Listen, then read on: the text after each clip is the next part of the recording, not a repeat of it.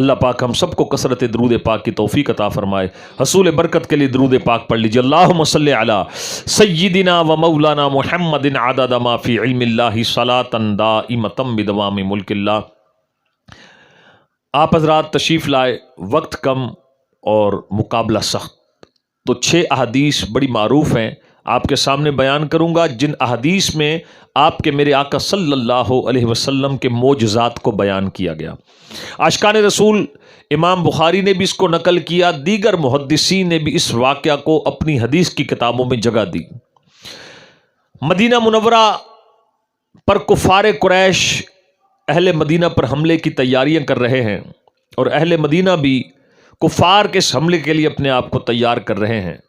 اور میرے آقا صلی اللہ علیہ وسلم کے ساتھ صحابہ کرام مشاورت کرتے ہیں، اور یہ طے پاتا ہے کہ مدینہ طیبہ کی ایک سائڈ، اس پر ایک بہت بڑی خندق کھودی جائے اور اس میں آگ جلا دی جائے تاکہ دشمن وہاں سے حملہ نہ کر سکے. عرب کی زمین بڑی پتھریلی اور سخت ہے. 1000 صحابہ اس پروجیکٹ، اس مہم پر شروع ہوئے، اور 1000 صحابہ کرام علیہم رضوان اس خندق کو کھودنے میں مصروف ہو گئے. خندق کی کھدائی کے دوران ایک ایسا موقع آیا کہ بہت بڑی چٹان نمودار ہو گئی. صحابہ نے بڑی کوشش کی لیکن وہ چٹان ٹس سے مس نہ ہوئی. صحابہ کرام علیہم رضوان نبی پاک صلی اللہ علیہ وسلم کے پاس آئے اور کہنے لگے، یا رسول اللہ، ایک بہت بڑی چٹان آ چکی ہے، اسے بڑی کوشش کی ہم نے کھودنے کی، لیکن چٹان ہم سے توڑنے کی ٹوٹی نہیں. میرے آقا تشریف لائے، ایک ضرب لگائی اور چٹان کو توڑ کر ریزہ ریزہ کر دیا، اور 3 ضربوں کی روایت بھی موجود ہے.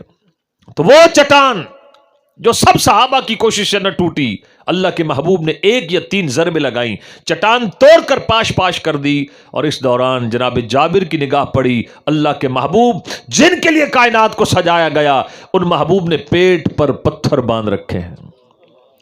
3 دن ہو چکے ہیں، اللہ کے محبوب صلی اللہ علیہ وسلم نے کھانا تناول نہیں فرمایا. اللہ اکبر، جن کے لیے کائنات سجی. آج معمولی سے معمولی آدمی ہے تو موٹر سائیکل تو ہے اس کے پاس، ڈیوائس تو ہے موبائل کی صورت میں. پہلے ایک وقت تھا موچی جگہ جگہ ملتے تھے، جوتا ایک بندہ خریدتا تھا، 5 سال اسی کو بار بار بندہ موچی سے ریپیئر کروا کے پہن لیتا. اب تو ہر 6 مہینے بعد غریب سے غریب بھی جوتا بدلتا ہے. آسائشات کیسی آ گئیں، سواریاں کیسی آ گئیں، لیکن دنیا کی ہرس بڑھ گئی اور ناشکری بڑی عام ہو گئی. ہر دوسرا آدمی کچھ نہیں ہے جی، بس کچھ نہیں ہے، بڑی جناب مصیبت ہے، بڑا پرابلم ہے جناب. واقعی نو ڈاؤٹ مہنگائی ہو گئی، لوگوں کا بڑا عجیب و غریب حال ہے. لیکن عاشقان رسول کوئی کتنا ہی غریب ہو، اگرچہ ہو سکتا ہے اللہ پاک ہم سب کو عافیت دے، تو دیکھیں آپ جو موجود ہیں، تو آپ کی آج تک کی زندگی میں کبھی 3 دن ایسے آئے کہ آپ نے کھانا نہ کھایا ہو؟ اللہ کھلا رہا ہے، اللہ نے صحت دی، اللہ نے سب کچھ دیا، شکر والا پہلو جاتا رہا. اس کی ایک ریزن سرکار مدینہ علیہ السلام نے فرمایا، دنیا میں اپنے سے نیچے دیکھو اور دین میں اپنے سے اوپر دیکھو. ہم نے الٹ کر دیا، دین میں اپنے سے نیچے کو دیکھ رہے ہیں اور دنیا میں اپنے سے اوپر کو دیکھ رہے ہیں. جب اوپر کو دیکھا، انسان ہے کرائے پہ بیٹھا ہوتا ہے تو کہتا ہے یا اللہ ایک چھتی دے دے، کچی مچی جیسی بھی ہو. اللہ چھت دیتا ہے تو پھر پلاننگ ہوتی ہے یار پلاٹ بھی مل جائے. اللہ پلاٹ بھی دے دیتا ہے، پھر پلاننگ ہوتی ہے کوئی سائیڈ بزنس بھی شروع ہو جائے. انسان دنیا مانگتے مانگتے تھکتا نہیں ہے. نبی پاک صلی اللہ علیہ وسلم نے فرمایا، بنی آدم کو 2 سونے کی وادیوں میں کھڑا کر دیا جائے اور کہا جائے دونوں وادیاں تیری ہیں، فرمایا شکر ادا نہیں کرے گا، بلکہ کیا کہے گا، کاش تیسری بھی ہوتی. اور آگے کیا فرمایا، اے بنی آدم تیرا پیٹ تو قبر کی مٹی بھرے گی. سب کچھ چھوڑ چھاڑ کے بندے نے اس 5 فٹ کی قبر میں جانا ہے. ایک روایت میں پڑھا، میت کو لے کر سوئے قبرستان چلتے ہیں. میت پتہ کیا کہتی ہے، اے میرے بیوی بچوں، جو کچھ کمایا چھوڑ کر جا رہا ہوں، استعمال تم کرو گے، حساب میں دوں گا، مجھے دعائے بخشش میں فراموش نہ کرنا. تو جگہ جی لگانے کی دنیا نہیں ہے، یہ عبرت کی جا ہے، تماشا نہیں ہے. جو کرایہ دار ہے، اگر اللہ نے تجھے صحت دی، اللہ نے تجھے اولاد دی، تو ایک نظر جاؤ، جا کر کڈنی ہاسپٹل میں دیکھو جن لوگوں کے گردے واش ہو رہے ہیں، پتہ چلے گا گردے کتنی بڑی نعمت ہے. اللہ امان عطا فرمائے. جن لوگوں کو دماغی چوٹ آتی ہے جائیں نشتر میں کبھی وارڈ دیکھیں، کوئی کومے میں پڑا ہے، کوئی بے سدھ پڑا ہے، کوئی 6 مہینے سے ہوش میں نہیں ہے. اللہ ہمیں صحت اور ایمان کی سلامتی عطا فرمائے. نماز پنجگانہ پڑھیں، درود پاک کی کثرت کریں. جو اللہ نے دیا اللہ پاک کا ہر دم شکر ادا کریں اور اللہ پاک سے ناگہانی موت، ناگہانی عذاب، ناگہانی بلیات کی پناہ مانگیں. آئیے اپنے موضوع کو کنیکٹ کرتے ہیں. میرے آقا آئے، جو چٹان ٹوٹ نہیں رہی تھی ایک ضرب لگائی، چٹان توڑ کر ریزہ ریزہ کر دی، اور نبی پاک صلی اللہ علیہ وسلم نے اپنے مبارک پیٹ پر پتھر باندھ رکھے ہیں. جناب جابر کہتے ہیں 3 دن ہو چکے ہیں سرکار نے کھانا نہیں کھایا.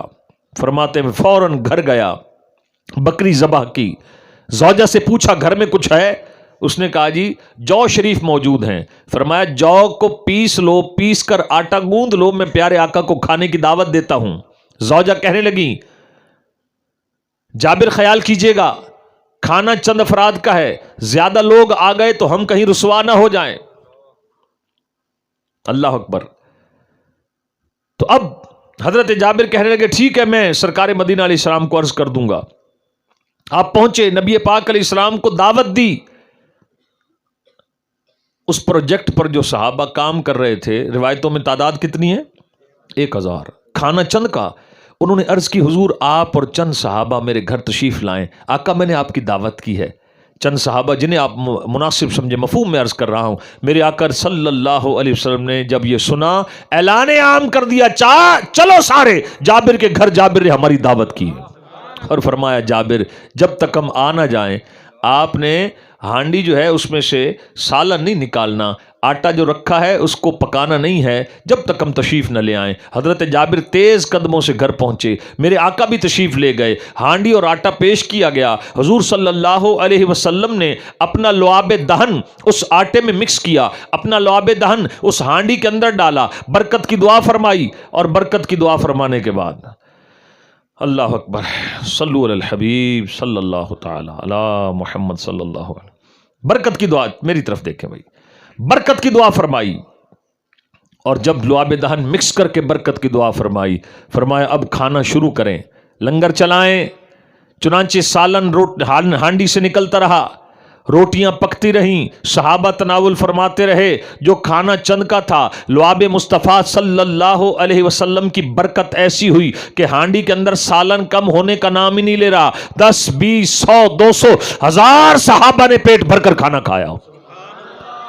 اور جب سب کھا کر فارغ ہو چکے، آٹا ویسے کا ویسا، ہانڈی میں سالن ویسے کا ویسا. اور فرمایا بھائی ہڈیاں جمع کرو، جو ہڈیاں تھیں رہ گئی تھیں ہڈیاں جمع کرو.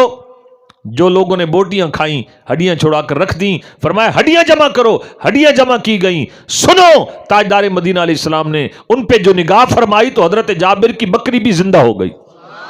اور فرمایا جابر یہ بکری بھی اپنی لے جاؤ. تو میرے آقا نے بکری بھی عطا فرما دی. ایک بات ذرا توجہ سے سنیے گا، سورہ آل عمران، ہمارا قرآن سورہ آل عمران میں حضرت عیسیٰ کے 4 کمالات بیان کیے گئے.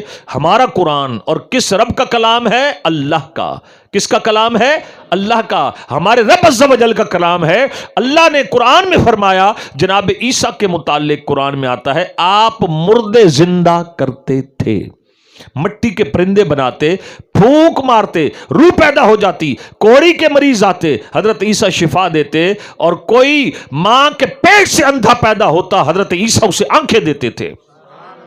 اب غور کیجئے گا، میں کچھ عرض کرنا چاہ رہا ہوں. آنکھیں دینا رب تعالیٰ کی قدرت، زندہ کرنا اللہ کا کام. کوڑی کا مریض آئے شفا اللہ دیتا ہے. اللہ کا قرآن فرماتا ہے شفا حضرت عیسیٰ دے رہے ہیں، مردے اللہ حضرت عیسیٰ زندہ کر رہے ہیں. یا اللہ فرق کیا ہے؟ فرمایا باذن اللہ، اللہ کی عطا سے. سمجھیں ذرا بات کو، اللہ کی عطا سے. Very simple. جب کوئی مسلمان نبی پاک صلی اللہ علیہ وسلم کی بارگاہ میں عرض کرے گا یا رسول اللہ صلی اللہ علیہ وسلم حضور نگاہ رحمت ہو جائے، حضور میری جھولی بھر دیں، حضور مجھ پر نگاہ کرم فرمائیں، تو بھائی یہ غلط نہیں ہوگا، بلکہ الحمدللہ ہر مسلمان کا عقیدہ ہے کہ ہم اللہ کے محبوب جن کے لیے کائنات کو سجایا گیا، چرند پرند شجر حجر، کائنات کا ذرہ ذرہ نبی کے تابع ہے، اور یہ وہ محبوب ہیں جسے چاہیں جنت کی ٹکٹ عطا فرما دیں. ہاں جی، جنت سے داخلہ تو اس سے بڑھ کر تو اب کیا کامیابی ہوگی، قربان جائیں۔ تو میرے بھائی یاد رکھیے گا، ہر بات میں مسکنسیپشن کا شکار نہ ہو جائے کریں۔ شرک تو نہیں ہو جائے گا، شرک کا معنی ہے شراکت، برابری، اللہ کی ذات اور صفات میں کسی کو اللہ کے برابر جاننا۔ ذات میں شرک کیا ہے؟ کسی کو اللہ کے سوا عبادت کے لائق سمجھنا۔ ہر ان پڑھ آدمی کا بھی یہ عقیدہ ہے کہ اللہ کے سوا کوئی عبادت کے لائق۔ اور دوسرا شرک کی جو دوسری قسم ہے وہ ہے شرک فی الذات، اللہ کی صفات میں شرک۔ تو اللہ رؤوف، قرآن نے کہا میرا محبوب بھی رؤوف، اللہ کریم، قرآن نے رسول کو بھی کریم کہا۔ وَمَا نَقَمُوا إِلَّا أَنْ أَغْنَاهُمُ اللَّهُ وَرَسُولُهُ مِنْ فَضْلِهِ۔ مفہوم ہے کیا انہیں یہی برا لگا؟ اغناہم اللہ ورسولہ، اللہ اور اس کے رسول نے غنی کر دیا، من فضلہ، اپنے فضل سے۔ غور کریں، اللہ بھی فضل فرمانے والا اور قرآن فرماتا ہے رسول بھی فضل۔ سمجھ رہے بات کو؟ اللہ بھی غنی فرمانے والا، قرآن فرماتا ہے رسول بھی غنی فرمانے والا۔ ویری سمپل، جو اللہ کی صفات ہیں وہ اللہ کی ذاتی ہیں، رسول اللہ کی جو صفات ہیں وہ اللہ نے عطا کی ہیں۔ نمبر 2، اللہ کی صفات کی کوئی حد نہیں، رسول پاک کی صفات اتنی ہیں جتنی اللہ نے دی۔ نمبر 3، ہم میلاد منا رہے ہیں، میلاد میں نے ولادت، محبوب وہ ہیں جو پیدا ہوئے، رب وہ ہے جو پیدا ہونے سے پاک ہے۔ تو میلاد شرک کی کاٹ کرتا ہے کہ اللہ پیدا ہونے سے پاک ہے، نبی پاک کے پیدا ہونے کی خوشی میں ہم شکرانے میں محفل سجائے بیٹھے۔ اسی طریقے سے عاشقان رسول، محبوب کو کس نے بنایا؟ اللہ نے۔ محبوب کو کس نے بنایا؟ اللہ نے۔ صفات کس نے عطا فرمائی؟ اللہ نے۔ جنت کا وارث کس نے بنایا؟ اللہ نے۔ تو میرے بھائیوں بڑی بہترین سی بات ہے، ویری سمپل، اللہ کے لیے کچھ مشکل نہیں، اللہ نے اپنے محبوب کو سب کچھ دیا۔ اگر امتی ان سے کچھ عرض کر دیتا ہے اس عقیدے کے ساتھ کہ اغناہم اللہ، یہ غنی کرتے ہیں، کیسے؟ فضل سے، اللہ نے ان کو فضل کرنے والا بھی ارشاد فرمایا، غنی کرنے والا بھی فرمایا، تو یہ شرک ہوگا نہیں۔ تو یہ میں چاہ رہا تھا جو بیسک ایک جو میں نے گفتگو کی ہے کہ ہمارے لوگ سمجھ جائیں شرک جو ہے، الحمدللہ میرے آقا علیہ السلام موجود تھے، صحابہ کرام کے سامنے فرمایا میں تمہارے پیش رو ہوں، فرمایا کھڑا میں تمہارے سامنے ہوں، مفہوم عرض کر رہا ہوں، سیاستہ کی حدیث پاک کے حوالے کا ذمہ دار ہوں۔ فرمایا پیارے صحابہ میں تمہارے پیش رو ہوں، تمہارے سامنے کھڑا ہوں، اور فرمایا یہاں کھڑے ہو کر میں حوض کوثر کو دیکھ رہا ہوں۔ اور آگے میرے آقا صلی اللہ علیہ وسلم نے ارشاد فرمایا اے میری امت، بخدا اللہ نے مجھے زمین کے خزانوں کی کنجیاں عطا فرمائیں۔ اور آگے کیا فرمایا؟ فرمایا میری امت، اللہ کی قسم، میں جذبات میں نہیں کہہ رہا، حدیث میں قسم ہے، اللہ کی قسم میرے بعد تم شرک نہیں کرو گے، میرے بعد تم شرک، حضور قسم کھا کے فرما رہے میرے بعد تم شرک نہیں کرو گے۔ اور ہاں فرمایا البتہ تم دنیا کی طرف راغب ہو جاؤ گے۔ تو عاشقان رسول حضور نے امت کے بارے میں فرمایا خدا کی قسم میرے بعد تم شرک نہیں کرو گے۔ تو بہرحال عاشقان رسول ہر چیز کے متعلق ڈاؤٹ میں نہیں آ جانا چاہیے، فرسٹ آف آل ڈیپتھ میں جا کر اس کو سمجھیں۔ بعض ان پڑھ لوگ مزارات پر جاتے ہیں، ماتھا ٹیکتے ہیں، سجدے کی کیفیت ہوتی ہے، اس میں بھی سمجھیں، اس میں بھی بات کو سمجھیں۔ غیر خدا کے سامنے تعظیمی سجدہ بھی حرام ہے۔ حضرت آدم کو سجدہ کروایا اللہ نے، سجدہ ہو رہا ہے، کرنے والے فرشتے، کروانے والا رب۔ وہ سجدہ عبادت نہیں تھا، وہ تعظیم کا سجدہ تھا۔ وہ کس چیز کا سجدہ تھا؟ تعظیم کا۔ یوں سمجھے کہ سجدے ہیں دو طرح کے، ایک ہے سجدہ عبادت، ایک ہے سجدہ تعظیم۔ حضرت یوسف علیہ السلام کے بھائیوں نے حضرت یوسف کو سجدہ کیا، عبادت کا نہیں تھا، وہ کس چیز کا تھا؟ سجدہ تعظیم۔ جس امت میں اللہ کے علاوہ کسی کے لیے سجدہ تعظیم تھا، سو تھا امت مصطفیٰ میں، شریعت مصطفیٰ میں کسی نبی ولی کے لیے بھی سجدہ تعظیمی حرام ہے۔ اب آپ بات کو سمجھیں، ایک ہے سجدہ عبادت کا، ایک ہے سجدہ تعظیم کا۔ عبادت کا سجدہ ہمیشہ سے اللہ کے لیے تھا، ہے اور رہے گا۔ ہمیشہ سے کس کے لیے تھا؟ اللہ کے لیے۔ حضرت آدم کو سجدہ کروایا اللہ نے، فرشتوں کو حکم دیا کہ آدم کو سجدہ کریں، وہ عبادت کا سجدہ نہیں تھا، وہ تعظیم کا سجدہ تھا۔ اس امت میں اگر کوئی کسی معاذ اللہ ثم معاذ اللہ قبر پر جا کر سجدہ کرے، زندہ کو سجدہ کرے، اب یہاں پر ہوں گی دو چیزیں۔ اس سے پوچھا جائے جو مزار پر گیا کہ آپ جو مزار پر سجدہ کر رہے ہیں، ماتھا ٹیک رہے ہیں، اتنا جھک رہے ہیں، کس لیے جھک رہے ہیں؟ اگر وہ سادہ آدمی ہے، کم پڑھ ان پڑھ آدمی ہے، اور وہ کہتا ہے جی کہ آپ اس سے پوچھیں یہ اللہ ہے جس کو آپ سجدہ کر رہے ہیں، یہ عبادت کے لائق ہے؟ حضرت بہاؤالدین زکریا معاذ اللہ، شاہ رخ عالم رحمۃ اللہ علیہ معاذ اللہ، یہ عبادت کے لائق ہے؟ تو سادہ سے سادہ دیہاتی سے دیہاتی کہے گا نہ صحیح نہ، عبادت تو اللہ کی، یہ تو اللہ کے ولی ہیں، میں قدموں سے چوم رہا ہوں، یا بالفرض چلو میں اس بات کو اس حد تک تسلیم کر لیتے، کوئی کہے نہیں جی میں تو تعظیم نہ کر ان کی بارگاہ میں جھک رہا ہوں، اتنا جھکنا حرام ہے، اتنا جھکنا حرام ہے، لیکن شرک نہیں ہے جب تک وہ اسے یہ نہیں سمجھے گا کہ معاذ اللہ اللہ کی طرح یہ بھی سجدہ عبادت کے لائق ہے۔ تو اس لیے میرے بھائیوں سمجھا کریں، ہر بات کے اوپر منہ سے یہ نہ نکالا کریں، اور سوچ سمجھ کر۔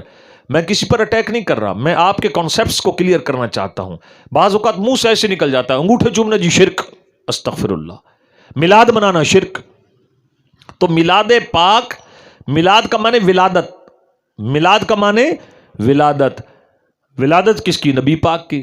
تو میلاد تو شرک کی کاٹ کر رہا۔ ابھی تو میں نے کہا تھا اللہ وہ ہے جو پیدا ہونے سے پاک، لم یلد ولم یولد، اور محبوب وہ ہے جو پیدا ہوئے۔ تو میلاد منا کر ہم ثابت کر رہے ہیں کہ یہ بندے ہیں، وہ رب ہے، اور وہ اللہ ہے، اور یہ محبوب ہیں۔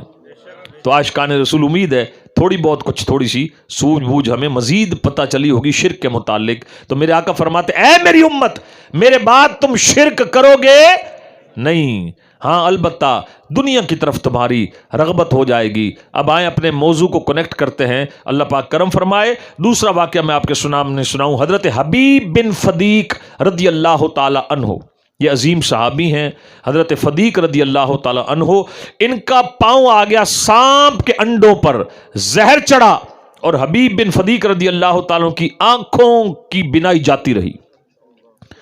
یہ آئے نبی پاک علیہ الصلوۃ والسلام کے پاس، حضور آنکھوں کی بینائی چلی گئی۔ میرے آقا نے اپنا لعاب دہن حبیب بن فدیق رضی اللہ تعالیٰ عنہ کی آنکھوں میں جب ڈالا تو دونوں آنکھوں کا جو نور جا چکا تھا، لعاب مصطفیٰ کی برکت سے دونوں آنکھیں روشن ہو گئیں جیسے کچھ ہوا ہی نہیں تھا۔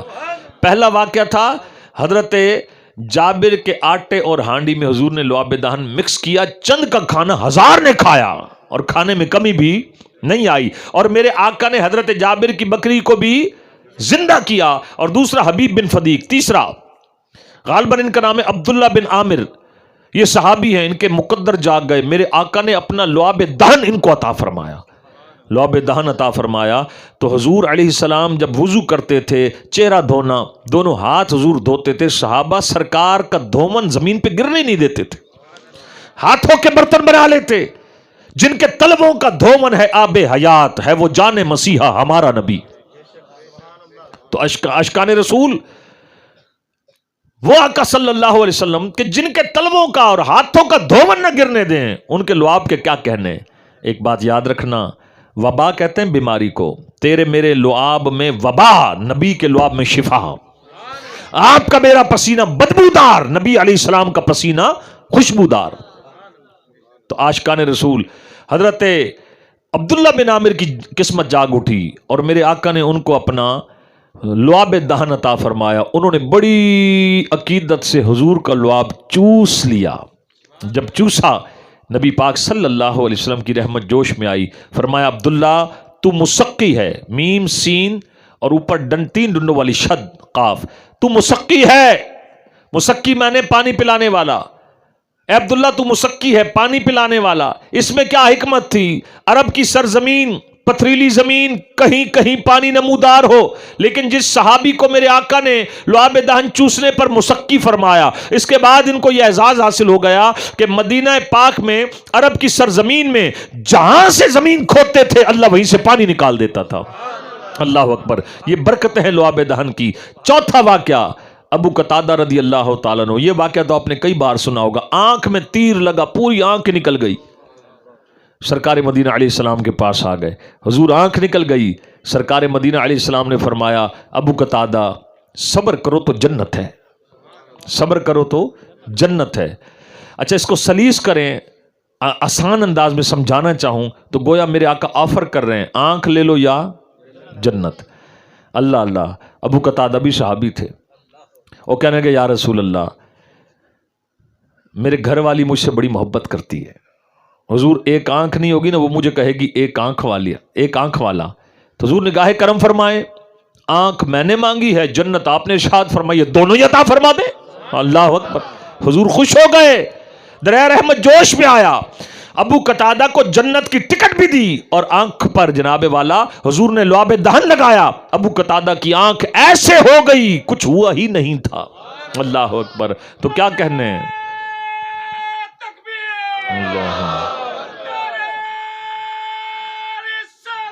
या रसूल अल्लाह। क्या कितने वाकयात हो गए जी लुआबे दहन के?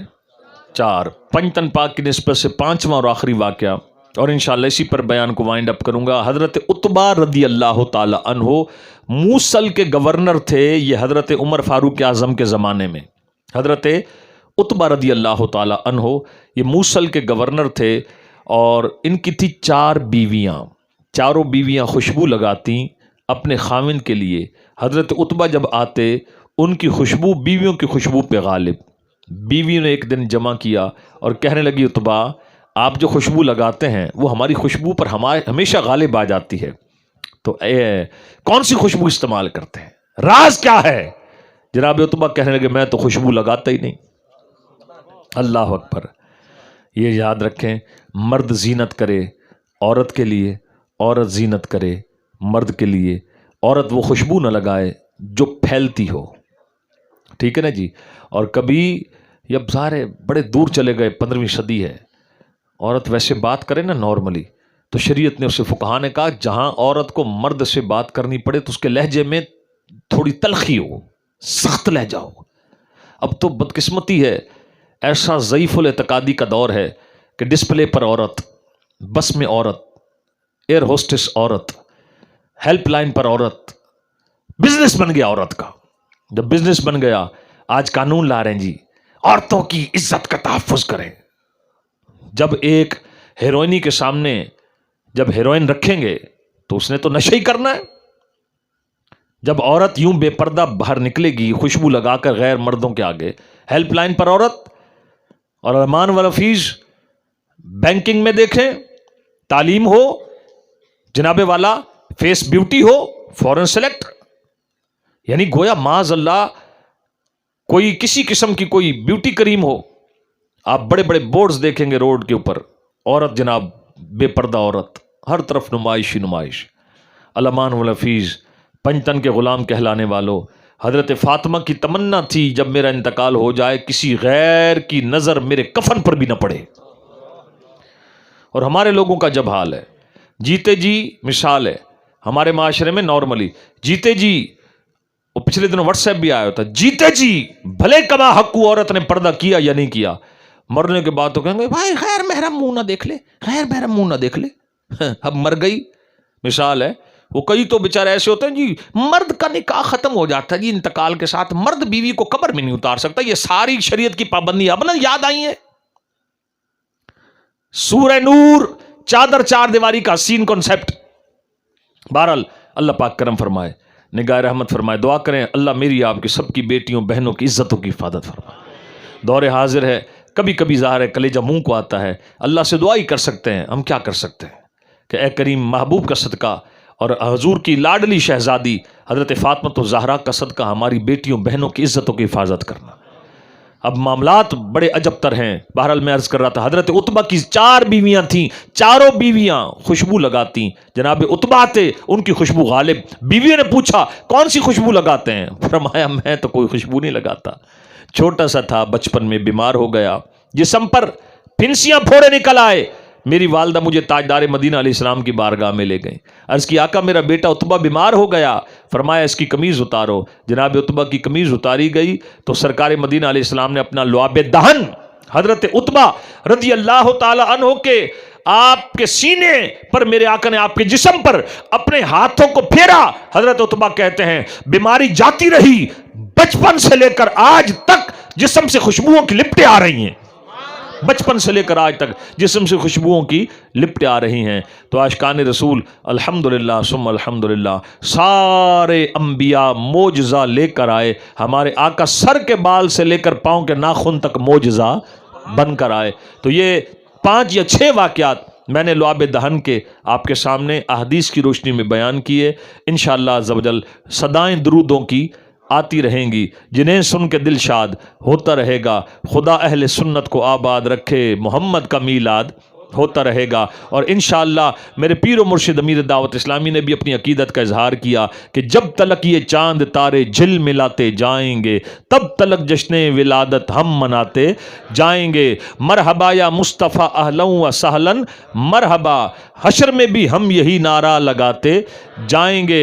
और हशर में ज़ेर लिवाए हमद ए अत्तार, हम हजूर का जो हमद वाला लिवाल हमद है, वो जो झंडा है रहमत वाला, हशर में ज़ेरे लिवाए हमद ए अत्तार हम नाते सुल्तान मदीना गुनगुनाते जाएंगे। खुल्द कहते हैं जन्नत को खुल्द में होगा हमारा दाखिला, इस शान से या रसूल अल्लाह का नारा लगाते जाएंगे। बाग़ जन्नत में मोहम्मद मुस्कुराते जाएंगे, फूल रहमत के झड़ेंगे हम उठाते जाएंगे।